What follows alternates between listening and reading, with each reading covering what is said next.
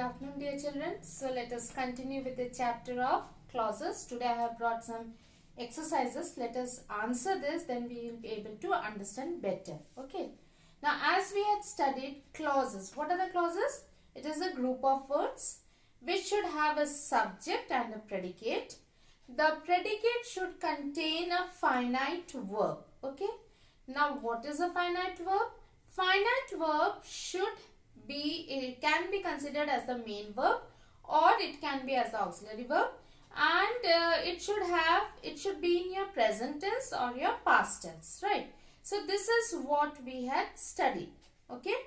So now based on that, let us identify the clauses as well as the finite verb, right? So now here everybody left after the ceremony. Okay. Now here let us identify the subject. So here subject is everybody, right? Then left after the ceremony, this is our predicate. Okay. Now which is my verb over here? The finite verb left. This left is my finite because it is not having any ing. It is in my past tense, right? And so that means this whole sentence is a clause. Okay. Then the next one. Inviting your cousin was a terrible idea. Okay. So now here, which is my subject? First let me identify my subject. So what is my subject over here? Inviting your cousin. This is my subject. Okay. Then was a terrible idea. This is my predicate, right? Then which is my finite verb over here? Was. This is in my past tense. Okay. Now you might also ask that inviting is also a verb, but here this verb has been used in the participle form. Okay. So that means this is my non-finite verb, right? So I cannot consider this as my verb of a clause, but was is the verb of a clause, and this whole phrase is my subject, and from the verb this is my predicate. Okay. So that means this is my clause, right? Then I love eating paratha. Okay. Now here which is the subject? I is the subject. Then love eating paratha is my predicate. Okay. Which is my finite verb over here? Love is my finite verb which is in my present tense. Eating, you might also say eating, that is also a verb. But eating is in the ing form, so this is a participle, right? So that means participles normally we have in the ing form or in the past tense. So this is not to be considered as the verb of my sentence. Rather, love is the verb of my sentence. So I got a subject, I got a predicate, I got a finite verb. So this is my clause. Okay. Then they expect that Tina would do all the work. Okay. So now here they expect. So they is my subject.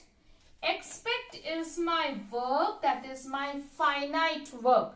So that means I got a subject, I got a predicate also over here. Okay.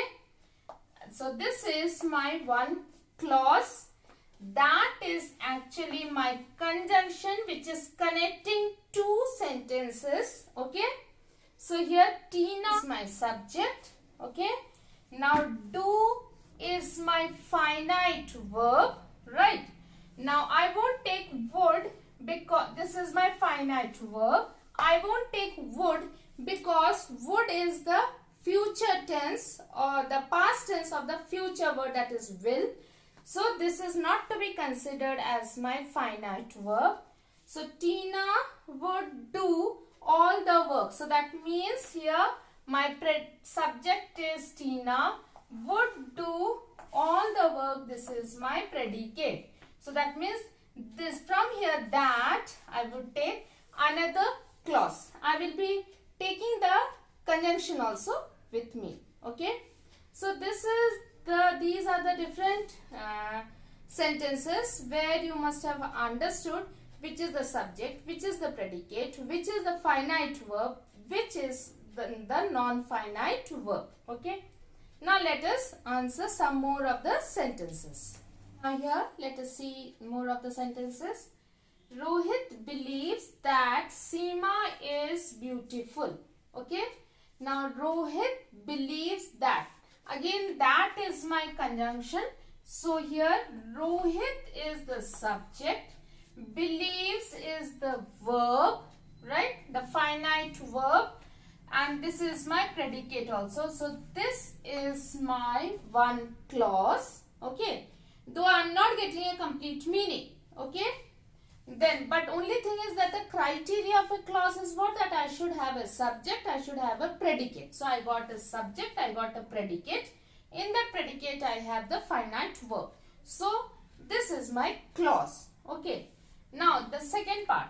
That Seema is beautiful. So that means now Seema is actually my subject. Okay. That is my conjunction. Then is beautiful is my predicate. Right. Now is my finite verb. So that means this is my clause. From here we will take the conjunction. Though the conjunction is not coming under your subject, but still we will be taking from the conjunction. Okay. So that Seema is beautiful. This is my another clause. Okay. Then you must have seen in this also that it is not giving us a complete idea of what is being spoken. Because that Seema is beautiful. If I say Seema is beautiful, so then it is giving me a complete meaning. Okay. But since this is having a subject, it is having a predicate, it is having a finite verb. So I will consider it as my clause. Right. Then the next sentence. Ram said that he had to leave. Now again over here I have the conjunction. So here Ram is my subject. Said is my predicate as well as my finite verb. So which is in my past tense. Okay. So this is my one of the clause. Then he had to leave. He is my subject. Had to leave is my predicate. Had is my finite verb. So here also finite verb. This is also finite verb. Okay. Had is my finite verb.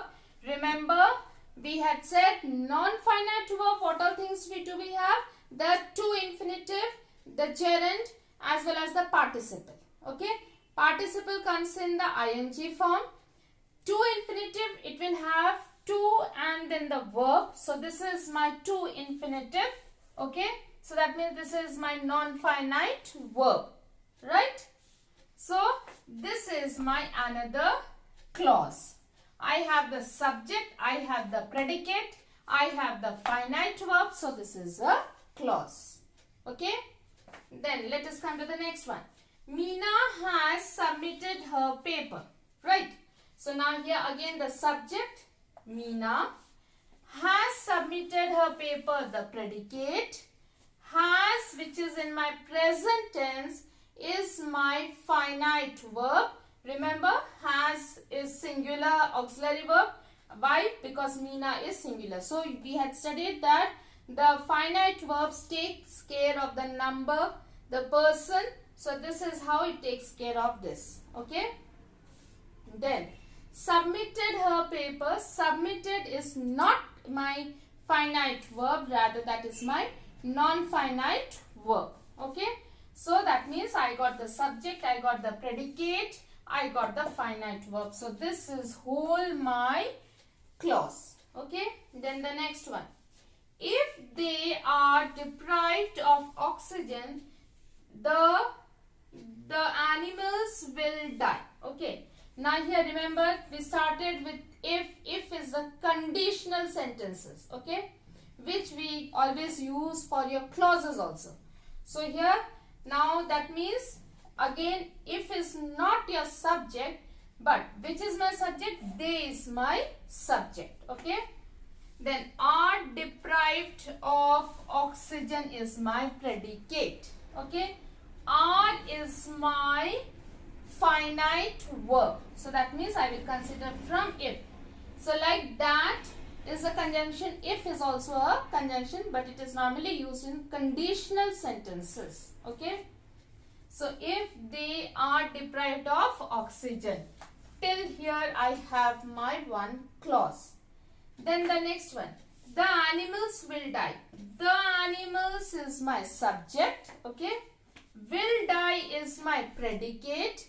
Now in this will, I will not take it as finite verb because it is a future, and in finite verb as we had studied, we don't have future. Okay, we have the present tense and the past tense. So die, which is as my present tense, will be considered as my finite verb. Okay, so that means I have another clause over here, right?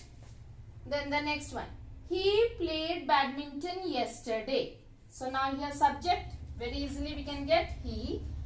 Played badminton yesterday is my predicate. Played is my finite verb in past tense. So I got subject, I got predicate, I got my finite verb. So this is my clause. Okay children, I hope that you all have understood till here. So please go through again, once again you go through and then try to understand. Remember the rules first of all. Okay, then it becomes easy for us to imply those rules and try to understand. Okay, so thank you and have a wonderful day.